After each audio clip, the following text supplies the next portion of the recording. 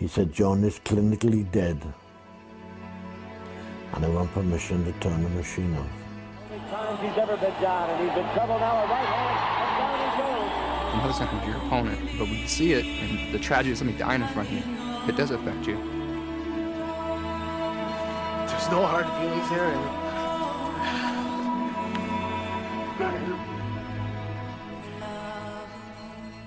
it's been tough.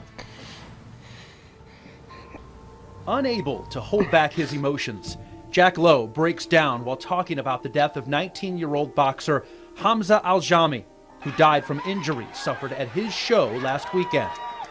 This is a young man that died. Could have been my fighter. Could have been my son. You know, he's boxed. It could have been anybody that night. Aljami's opponent that night was Warren native Anthony Taylor, whom Lowe says is also devastated. Lowe says Taylor did get some encouraging news when he visited Aljami in the hospital. And he told Anthony, you know, my son would want you to continue on. I want you to continue on, and you know, God bless you in your career. It was not your fault, kid.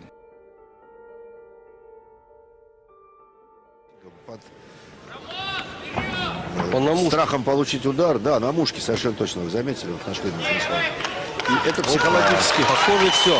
Похоже, он просто не выдержал, сломался. Да. Это нокаут. Ну сколько можно ударов пропускать? Все. Ему просто плохо, посмотрите. Да. Это количество перешло в качество. Да. Но держался как мог, конечно. Ну что, Сергей молодец, просто молодец. Ну, великолепный бокс, мне так кажется, он продемонстрировал. А Симакова, я думаю, сейчас повезут в больницу. Посмотрите-ка что. Он обессилел просто. Посмотрите-ка что. Тяжело, а? Тяжелейший нокаут.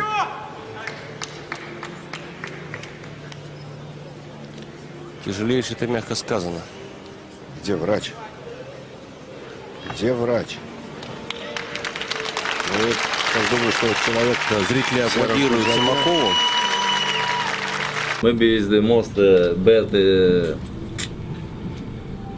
day was in my career when I got the news that my opponent is died. You know, it's in Russia. It broke me for some time as a boxer. No, I didn't forget. Sure. No, but like, do you still think about it? Sure. When I go to the ring in the fight or sparring, I think about that I can be there too. You know, it's very uncomfortable moment.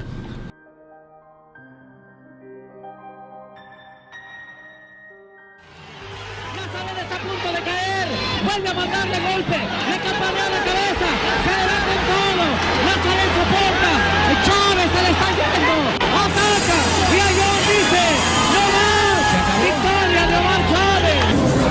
La camilla entró minutos después, Marco se sobaba la nariz, después la frente, ya acostado, su mano se volvió ingobernable, síntoma de un pronóstico complicado. Ya en el hospital, la tomografía confirmó derrame cerebral. El doctor Javier Aguilar operó y espera que el cerebro se desinflame para abrigar un mejor camino para Nazaret. Al hospital acudieron tanto Julio César Chávez González, Omar Chávez y gente para apoyar a la familia de Nazaret. Y ojalá y pues salga bien el muchacho, ¿no? Yo no culpo a Omar, yo no culpo a Julio César Chávez, no culpo a la organización. Esto es un deporte.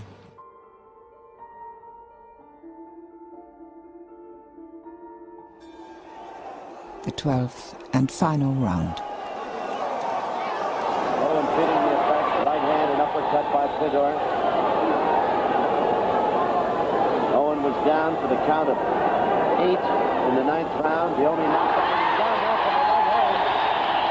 44 seconds to go here in the 12th round. That right hand nailed Johnny Owen flush on the chin. Marty Jenkins says, are you all right? So Owen down for the second time in his boxing career. The only times he's ever been down, and he's in trouble now. A right hand, and down he goes. And that, I think, will do it. Yes, will not get up from this one. As Luki Tentor has won this fight and successfully defended his WBC Bantamweight Championship. He's on the shoulders of his supporters who have come into the ring. Very little security here, I might add. No police to keep these strangers out of the ring. Have no business in there, of course. 25 seconds remaining in this 12th round. The knockdown score is 35.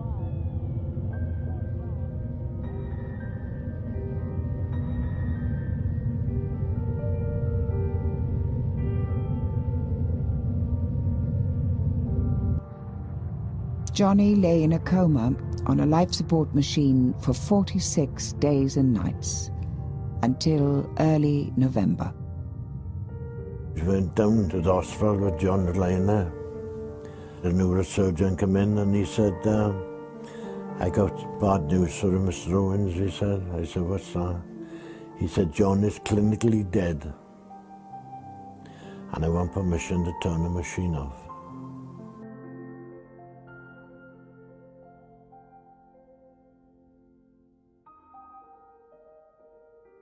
The match was made only a few hours after Roan learned of his mother's death. He planned to use the $800 purse to help pay for her funeral. He just said, I want to make some money to help, which, you know, I took it as he wanted to help for the funeral expenses, whatever he could do. Because, you know, I mean, he wasn't a rich guy, wasn't poor, but Brad had pride, and that's one thing you can't buy. The reason he told me to the fight, because his mother's never seen him fight. And now that she's dead, he said that he knew that she would see him fight. The fight, one of 3 fights on the undercard of a women's bout, started shortly after sundown. Most of the first round was uneventful. No significant blows were exchanged. And then, like 10 seconds left, or 5 seconds left, we got tied up in my corner, on my side of the ring. And he had my left arm tied up like this, so I hit him with 3 right hands to the body, into the ribs, you know. But it wasn't very hard, because when you're tied up, you can't get full torque in your shots. And the bell rung. The referee says break. I take 3 steps back, and Brad's holding the ropes, just looking right at me. Kind of, and about 2 seconds later, all of a sudden, look, he's fainting. I saw that his right leg was twitching, and I realized pretty quickly that he was in trouble. I didn't know why. I couldn't figure out why, because nobody saw any punch. I hadn't seen it, and I asked other people, did I miss something? And they said, no, he just collapsed. 2 doctors at ringside tried to revive Roan. When their efforts failed, he was rushed to a local hospital, where he was soon pronounced dead. The presumed cause of death was cardiac arrest. You're always told in boxing that that you possibly can die, or you can get hurt, but you just don't, you know, you never expect it's gonna happen to you. Like, you're invincible, nothing's gonna happen to you, and nothing's gonna happen to your opponent. But when you see it, and the tragedy of somebody dying in front of you, it does affect you.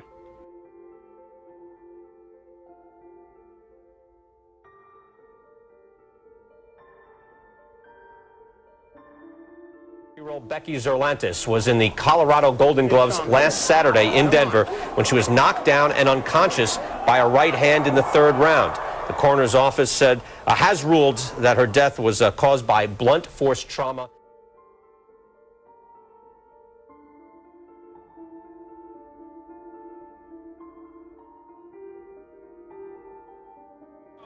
You know, legally and properly, the referee can't stop this fight, but it's one that if there's any way possible, I would like to have saw the fight stop, but you can't when he's fighting back and he still is the champion.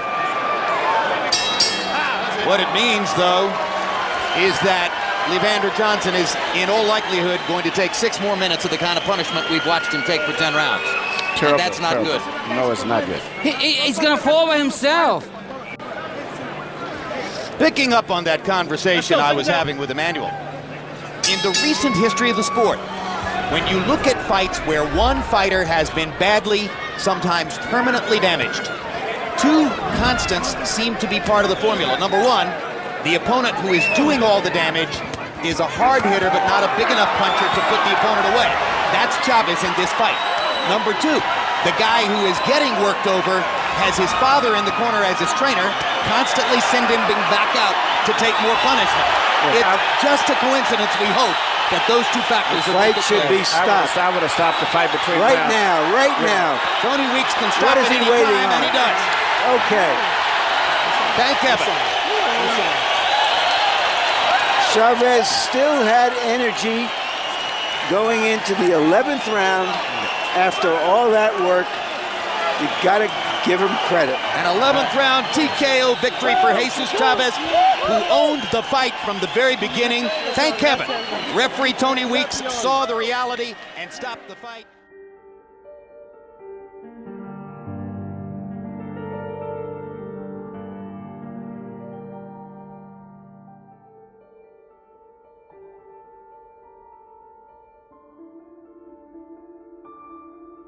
See the physical manifestations, their faces become red. There's a cut on Mancini's ear.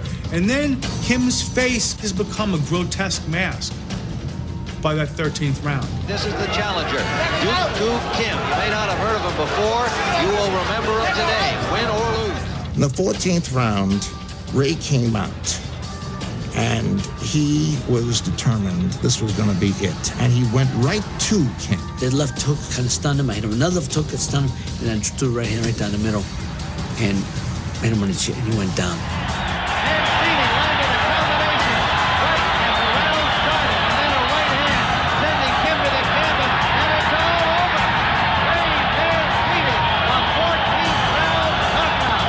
Referee Richard Green rightly stopped the fight. Nobody thought that Kim was badly hurt. I felt that he was, if anything, dehydrated. His head hit not 10 feet away from me, and his eyes are open. And I don't know if it was my imagination, but to me, I saw his pupils dilate. I was just so happy because it was such a grueling fight, and so happy that it was over. Nobody knew what was happening to Duke Kim. I prayed to God so that Kim would live. I really hoped to see him again. So his death was a huge shock to me. I wandered for a while. It took almost 1 year to feel somewhat easy on Kim's death. Kim was my best friend.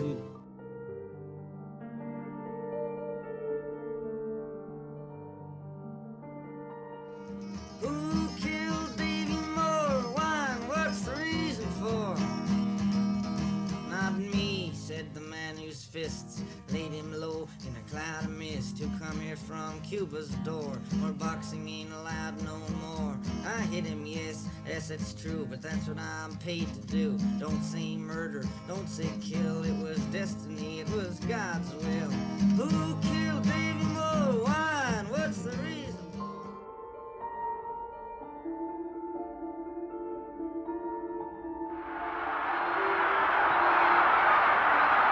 Against the ropes, almost helpless.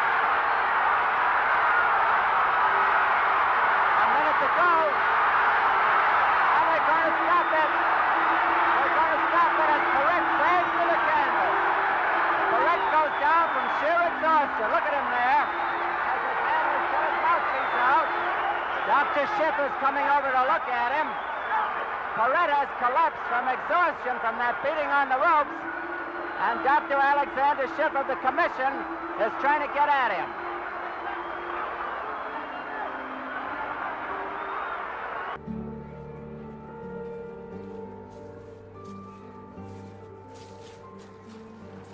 Mr. Griffiths, it's a pleasure meeting you.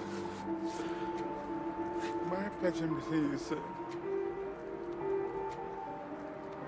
Are you the kid's son?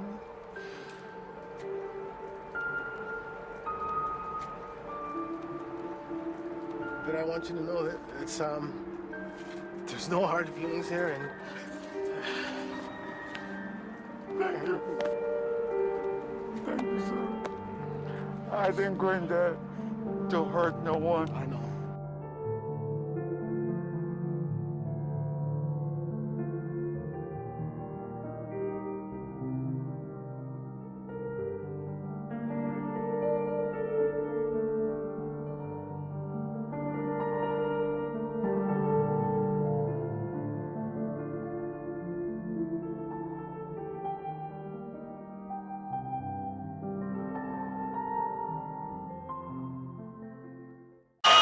Количество перешло в качество. Но держался как мог, конечно. Ну что, Сергей молодец, просто молодец. Великолепный бокс, мне так кажется, он продемонстрировал. Симакова, я думаю, сейчас повезут в больницу. Посмотрите-ка что. Он обессилел просто. Посмотрите-ка что. Тяжело, а? Тяжелейший нокаут.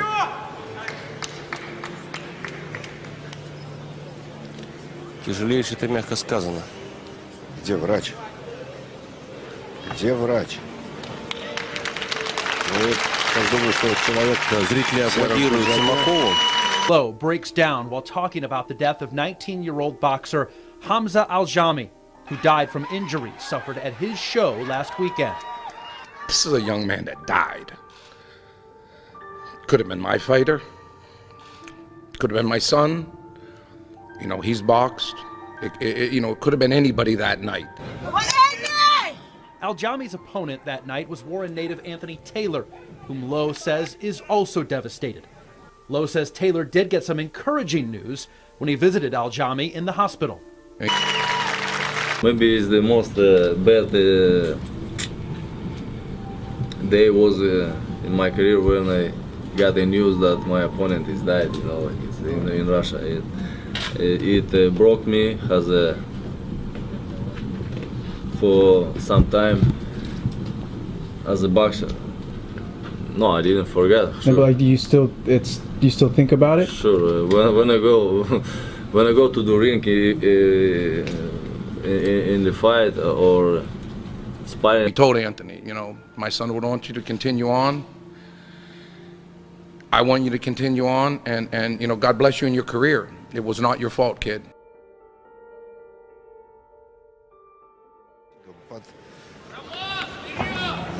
Страхом получить удар, да, на мушке совершенно точно, вы заметили, вот нашли нужный слайд. И это психологически. Похоже, все. Похоже, он просто не выдержал, сломался. Да. Это нокаут. Ну сколько можно ударов пропускать? Все. Ему просто плохо, посмотрите. Да. Это... He said, John is clinically dead. And I want permission to turn the machine off. Times he's ever been down, and he's in trouble now. A right hand, and down he goes. I know it's not going to be your opponent, but when you see it, and the tragedy of somebody dying in front of you, it does affect you. There's no hard feelings here.